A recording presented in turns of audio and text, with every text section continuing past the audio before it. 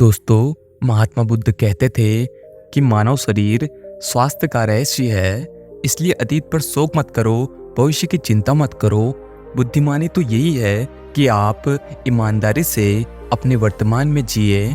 लेकिन हम में से अधिकांश लोग वर्तमान में जीना नहीं जानते, क्योंकि वो जीना ही नहीं जानते। उन्हें तो अपने बीते हुए कल की चिंता करनी है, आने वाले भविष्य की चिंता करनी है। और यदि आप वर्तमान में जी सकते हैं तो कोशिश करके देख लो, आपका मन और आपका शरीर पूरी तरह से स्वस्थ हो जाएगा। एक बार जब आप वर्तमान में जीने लगते हैं तो ना ही आपको अतीत के बीतने का दुख होता है और ना ही आने वाले भविष्य की कोई चिंता रह जाती है, बल्कि वर्तमान में चलने वाली आपकी सांसें भी आपको वो आनंद देगी जो आज से पहले आपने कभी भी अनुभव नहीं किया होगा। दोस्तों, आज की यह कहानी हमें ऐसा ज्ञान देने वाली है जिसे पूरा सुन लेने के बाद आप अपने भूतकाल और अपने भविष्य को कहीं पीछे छोड़कर वर्तमान में जीना सीख जाएंगे। तो यह कहानी शुरू होती है एक व्यक्ति से। वह व्यक्ति अपने जीवन में बहुत दुखी था, बहुत परेशान था। वो एक पहाड़ की चट्टान पर बैठकर रो रहा था, बिलख रहा था। तभी वहां से एक भिक्षु गुजर रहे थे। उसे रोता देख वो बौद्ध भिक्षु उस व्यक्ति के पास गए और उससे कहने लगे, क्या तुम यहाँ से कूदकर अपनी जान देने की सोच रहे हो? वह व्यक्ति कहता है, आपने बिल्कुल सही जाना, लेकिन आपको इससे क्या फर्क पड़ता है? ये मेरा जीवन है, मैं इसके साथ जो चाहूँ वो करूँ। तभी वो बौद्ध भिक्षु उस व्यक्ति से कहते हैं, तो फिर अभी तक बैठकर रो क्यों रहे हो? अगर तुम्हें अपनी जान लेनी है तो यहाँ बैठकर रोने से क्या फायदा? तो इस बात को सुनकर वो व्यक्ति थोड़ा सा क्रोधित हो जाता है और उस बौद्ध भिक्षु से कहता है, देखिए महाराज, मैं यहाँ पर जो करने आया हूँ वो तो मैं करूँगा ही, लेकिन आपको इसमें दखलंदाजी करने की कोई जरूरत नहीं। इतना कहते ही वह व्यक्ति फूट फूट कर रोने लगता है। तभी वो बौद्ध भिक्षु उससे कहते हैं, अच्छा यह बताओ, क्या तुम सब कुछ छोड़कर आए हो या फिर अपने साथ कुछ लाए हो? तभी वह व्यक्ति बौद्ध भिक्षु को जवाब देते हुए कहता है, हे गुरुदेव, मैं सब कुछ छोड़ आया हूँ। मेरे पास अब कुछ नहीं है और न ही मेरे पास इस वक्त कुछ खोने के लिए बचा है। तो फिर भला मैं जीकर क्या करूँगा? यह सुन वो बौद्ध भिक्षु उस व्यक्ति से कहते हैं, यदि ऐसा है तो तुम अपने सिर पर ये बोझ लेकर क्यों रो रहे हो? मेरे हाथ खाली हैं और मेरे पास कुछ भी नहीं है। तभी वो बौद्ध भिक्षु कहते हैं, तुम्हारी सांसें भी ठीक से नहीं चल रही हैं। तुम आए तो हो यहाँ दुनिया छोड़ने और फूट फूट कर रोए भी जा रहे हो। एक खाली इंसान कभी भी ऐसा नहीं करता। जो कंगाल हो चुका हो, जिसके पास और कुछ न बचा हो, वो भला क्यों रोएगा? यह सुन वो व्यक्ति अब और भी क्रोधित हो जाता है और उस बौद्ध भिक्षु से कहता है, आपको इससे क्या मतलब? तभी बौद्ध भिक्षु उस व्यक्ति से कहते हैं, क्या तुमने कभी अपने अंदर की ओर झांकने की कोशिश की है? तुमने कितना बोझ उठाया हुआ है? तुम अपने जीवन में कितना कुछ बोझ लेकर अपने इन दो कंधों पर ढो रहे हो? इन सभी बोझों को कब तक ढोओगे? इन बोझों को यहीं पर उतार दो और थोड़ा सा हल्का हो जाओ। कब तक इन बोझों के तले दबे रहोगे? जैसे ही उस व्यक्ति ने उस बौद्ध भिक्षु के मुंह से ये सारी बातें सुनी, वो तुरंत ही उनके चरणों पर गिर पड़ा और उनसे हाथ जोड़कर कहने लगा, हे गुरुदेव, अभी तक मुझे कोई नहीं समझ पाया था।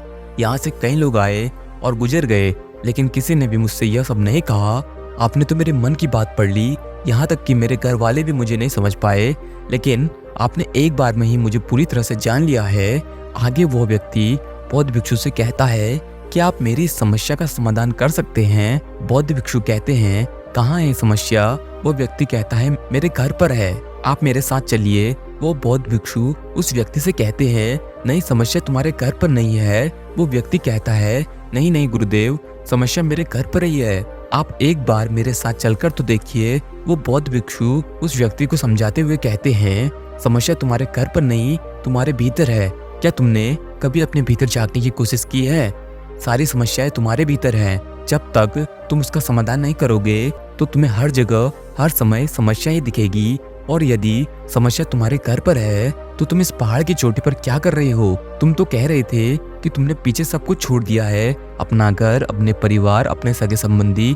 और यदि तुमने सारी चीजें छोड़ दी है तो तुम्हारी समस्या भी वहीं पर छूट गई है। फिर तुम भला इतना परेशान क्यों हो? उस बौद्ध भिक्षु के मुंह से सारी बातें सुनकर वो व्यक्ति कहता है, हे गुरुदेव, आप सही कहते हैं, मैं आपकी बातों को समझ पा रहा हूँ।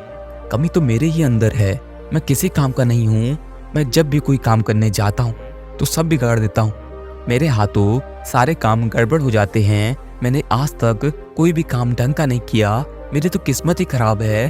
उस व्यक्ति के मुख से ये सारी बातें सुनकर बौद्ध भिक्षु मुस्कुराने लगे और उस व्यक्ति से कहा, अच्छा तुम्हें लगता है कि तुम्हारी किस्मत खराब है, तो मुझे यह बताओ, क्या खराबी है तुम्हारी किस्मत में? तभी वह व्यक्ति उस बौद्ध भिक्षु से कहता है, हे गुरुवर, मुझे व्यापार करना था और व्यापार करने के लिए मुझे धन की आवश्यकता थी। इसलिए मैंने अपने परिवार से थोड़ा सा धन लिया और उसी धन से मैंने अच्छा सा व्यापार खड़ा किया। लेकिन गुरुवर, मेरा व्यापार ज्यादा दिन तक नहीं चल सका। शुरू में मेरे परिवार वालों ने मेरा पूरा साथ दिया और तब तक सब कुछ ठीक भी चल रहा था। लेकिन धीरे धीरे मुझे मेरे व्यापार में नुकसान होने लगा और ये सब देख मेरे परिवार वाले मुझसे नाराज हो गए और मुझसे दूर चले गए। मैं तो चाहता था कि मैं अच्छा व्यापार करूं, अच्छा धन कमाऊं, ताकि मैं अपने परिवार को अच्छे से संभाल सकूं, उन्हें वो हर सुविधा दे सकूं जिनकी उन्हें आवश्यकता है।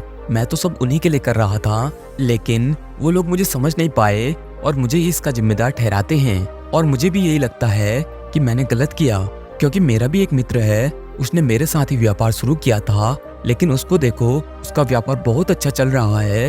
मेरा मित्र जब भी मेरे घर आता है तो अपने अच्छे व्यापार की बातें अवश्य बताता है।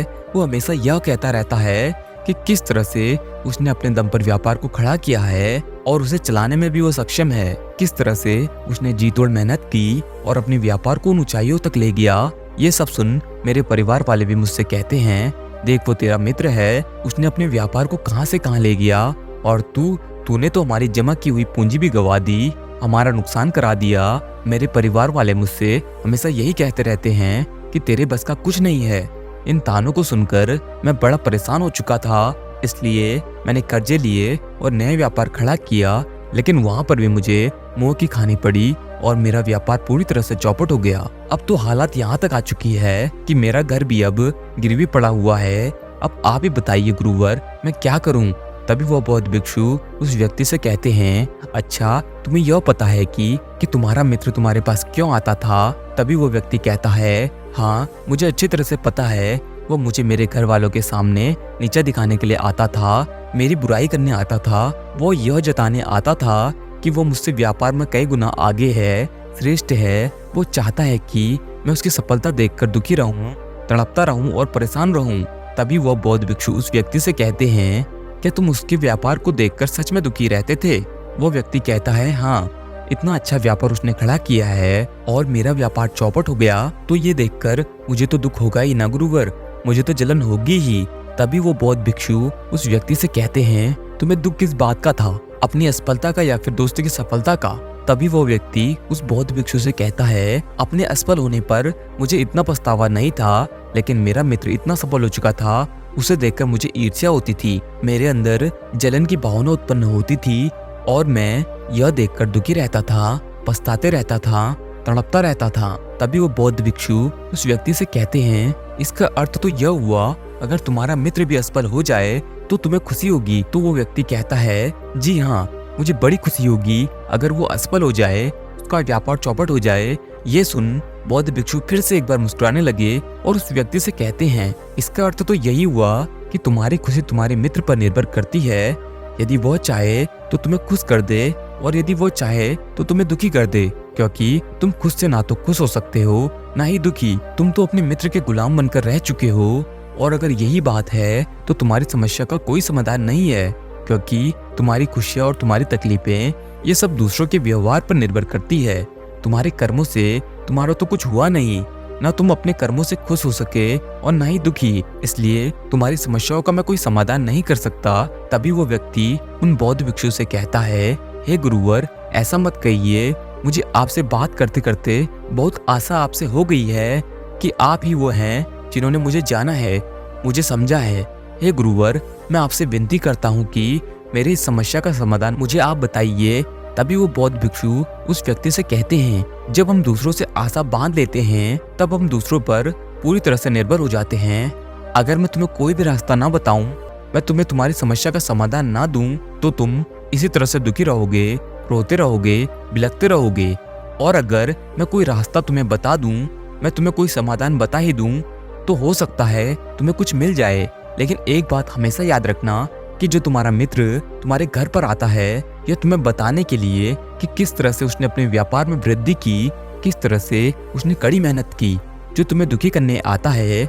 लेकिन क्या तुमने कभी गौर किया है, तुम्हारा मित्र बात तो सच्ची ही कह रहा है कि किस किस तरह से उसने अपने जीवन में वो संघर्ष किया और उस मुकाम तक पहुंचा है।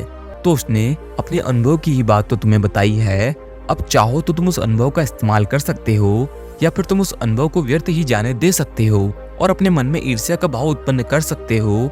समझदारी तो इसी में है कि जब वो तुम्हें अपने अनुभव के बारे में बता रहा हो कि किस किस तरह से उसने संघर्ष किया अपने जीवन में अपने व्यापार को उस ऊंचाइयों पर पहुंचाने के लिए, तो तुम अपनी बुद्धि का इस्तेमाल करो, उसके अनुभव का इस्तेमाल करो, उसके ज्ञान का इस्तेमाल करो। तुम्हें तो खुश होना चाहिए।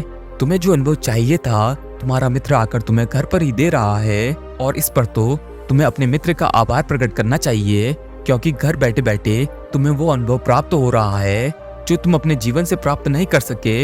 इसलिए आगे बढ़ो, संघर्ष करो, उस अनुभव का इस्तेमाल करो और कभी हार मत मानो, क्योंकि समय की एक खूबी है, समय चाहे कैसा भी हो बदलता जरूर है। इसलिए समय चाहे जैसा भी हो, अच्छा या बुरा हो, दोनों का गुजरना तय है। लेकिन सबसे जरूरी यहाँ पर समझने वाली बात यह है कि इन दोनों वक्तों को देखने के लिए तुम्हारा जीवित रहना आवश्यक है। और जब तुम्हारा अच्छा वक्त शुरू होगा, तुम अपने संघर्ष से अपने व्यापार को खड़ा करोगे और अपने व्यापार को उन ऊंचाइयों तक ले जाओगे, तब वही तुम्हारे मित्र तुम्हारी सफलता को नहीं, तुम्हारी असफलताओं के गुण गाएंगे, ताकि तुम उन्हीं की तरह कोई गलत निर्णय लो और तुम उन्हीं की तरह बर्बाद हो जाओ। तो यहाँ पर तुम्हें अपनी बुद्धि का इस्तेमाल करना होगा। तुम्हें उनकी बातों पर ध्यान न दे करके बल्कि अपनी बुद्धि का प्रयोग करना होगा, क्योंकि उस समय वे तुम्हें सुखी नहीं दुखी करने आएंगे, क्योंकि उसे भी तुम्हें दुखी देखकर उतना ही मजा आएगा जितना कि तुम्हें उसे दुखी देखकर आएगा। ये सारी बातें सुन वह व्यक्ति उस बौद्ध भिक्षु से कहता है, हे गुरुवर, आप बिल्कुल ठीक कह रहे हो। मेरे जीवन को मैं नहीं चला रहा, बल्कि मेरे सगे संबंधी और मित्र चला रहे हैं, जो मेरे जीवन में सुख और दुख भरे जा रहे हैं। लेकिन गुरुवर, यहाँ पर मेरा एक प्रश्न है। जब मैंने व्यापार खड़ा किया था तो मेरा उद्देश्य यही था कि मैं अपने परिवार को सुखी रख सकूं, उन्हें वो सुविधाएं दे सकूं। तो क्या अपने परिवार के लिए ये सारी बातें सोचना गलत है? मैं तो अपने परिवार के लिए ही सब कुछ कर रहा था, लेकिन व्यापार में नुकसान होने के बाद वो परिवार भी मुझे छोड़ गया। इस पर बौद्ध भिक्षु मुस्कुराने लगे। तभी वो व्यक्ति बौद्ध भिक्षु से कहता है, इसमें मुस्कुराने की क्या बात है? क्या मैंने कोई गलत प्रश्न पूछ लिया? तभी वो बौद्ध भिक्षु कहते हैं, नहीं, हर व्यक्ति यही चाहता है कि कोई उसकी गलती पर सांत्वना दे, और तुम भी वही चाहते हो। हर कोई यही चाहता है कि जब वो कुछ करे तो उसकी प्रशंसा की जाए, और जब हमें प्रशंसा नहीं मिलती है तो हमें भीतर ही भीतर बड़ा दुख होने लगता है। हमारे मन को एक ठेस पहुंचती है, और तब हमारे मन में ये भाव उत्पन्न होने लगता है कि इस दुनिया में सभी मतलबी हैं, सभी अपने मतलब के लिए जीते हैं, सभी अपने मतलब के लिए काम करते हैं, और सभी हमारे साथ अपने मतलब के लिए ही रहते हैं। लेकिन अगर तुम किसी को अपना परिवार मानते हो और अपने उस परिवार के लिए कुछ करना चाहते हो, तो फिर तुम्हें ऐसा क्यों लगता है कि तुम दूसरों के लिए कर रहे हो? तुम तो अपने लिए ही कर रहे हो ना। अगर तुम्हें लगा कि तुम दूसरों के लिए कर रहे हो तो तुम जीवन भर दुखी ही रहोगे, और जब तुम्हें लगेगा तुम अपने लिए कर रहे हो तब तुम्हें एक अजीब सी खुशी प्राप्त होगी और तुम हमेशा खुश रहोगे। और जब तुमने अपने कार्यों को बेहतर से और बेहतरीन करने में लगे रहोगे तो तुम्हें किसी की सांत्वना की भी कोई जरूरत नहीं पड़ेगी। तभी वो व्यक्ति उन बौद्ध भिक्षु से कहता है, हे गुरुवर, मुझे आपकी बातें समझ में आ गई। अब तक मेरी किस्मत दूसरों के हाथ में थी, वो उसमें जैसे रंग चाहे सुख के या दुख के बढ़ते रहते थे, लेकिन अब से मैं अपनी किस्मत अपने हाथ में रखूंगा, और चाहे ये अच्छी हो या बुरी, मैं हार नहीं मानूंगा। आखिर में वो व्यक्ति उस बौद्ध भिक्षु से कहता है, हे गुरुवर, आपकी सारी बातें तो मैं समझ गया, लेकिन क्या आप मुझे कुछ दे सकते हैं जो मेरे जीवन के सबसे बुरे वक्त में मेरा साथ दे सकेगा, मेरा साथ निभा सकेगा? यह सुनकर वो बौद्ध भिक्षु उस व्यक्ति को एक छोटा सा बक्सा देते हैं और कहते हैं कि यह वस्तु मेरे दिल के बहुत करीब है और इसे तुम्हें अपने बहुत ही करीब रखना होगा। इस बक्से में एक ऐसा राज है जो तुम्हें बड़े से बड़े दुखों से बाहर निकाल सकता है, बड़ी से बड़ी विपत्तियों से छुटकारा दिला सकता है, और इसे तुम तब खोलना जब तुम्हें यह लगने लगे कि सब कुछ व्यर्थ है। मैंने जो बातें कही थी वो भी व्यर्थ हैं, यह दुनिया भी व्यर्थ है, यहाँ रहना भी व्यर्थ है। इतना कहकर वो बौद्ध भिक्षु उस बक्से को उस व्यक्ति को थमा देते हैं और फिर वहां से चले जाते हैं। वो व्यक्ति उस बक्से को लेकर वापस अपने घर आता है और फिर एक नया कारोबार शुरू करता है। अब की बार वो कारोबार में हार नहीं मानता और उसका कारोबार बहुत अच्छा चल पड़ता है। उसका कारोबार चलने के कारण उसका परिवार भी अब उसके साथ आ चुका था। उसके पास जीवन की हर सुख सुविधाएं भी आ गई थी। अब वो न तो भूतकाल का रोना रोता था और न ही भविष्य काल की चिंता करता था। वो तो केवल अपने वर्तमान को ज्यादा बेहतर बनाने की कोशिश में लगा रहता था। लेकिन समय हमेशा बदलता रहता है। जिस तरह से बुरा समय हमेशा नहीं रहता, ठीक उसी प्रकार से अच्छा समय भी हमेशा नहीं रहता। उस व्यक्ति के जीवन में एक बार फिर से अच्छा समय समाप्त हो चुका था। वह जिस राज्य में रहता था, उस राज्य पर पड़ोसी राज्य ने चढ़ाई कर दी थी और पूरा राज्य तबाह कर दिया था। उसका व्यापार भी अब पूरी तरह से तबाह हो चुका था। वो अपने परिवार के साथ दर दर की ठोकरें खाने लगा। उसे यहाँ से वहाँ भागना पड़ा, यहाँ तक कि खाने पीने के लिए भी पैसे नहीं बचे थे। उसके बच्चे भी अब बीमार पड़ चुके थे, उनके इलाज के लिए भी उसके पास पैसे नहीं थे। तब उसे एहसास होने लगा यह सब व्यर्थ है, उसका यह जीवन जीना भी व्यर्थ है, यह पूरा संसार व्यर्थ है। और जो कुछ भी बातें वो बौद्ध भिक्षु ने कही थी, वो सारी बातें भी व्यर्थ हैं। आज मेरे पास कुछ नहीं बचा, आज मेरे पास जीने का कोई मकसद नहीं बचा। वो व्यक्ति अंदर से पूरी तरह से निराश हो चुका था, अंदर से पूरी तरह से टूट चुका था।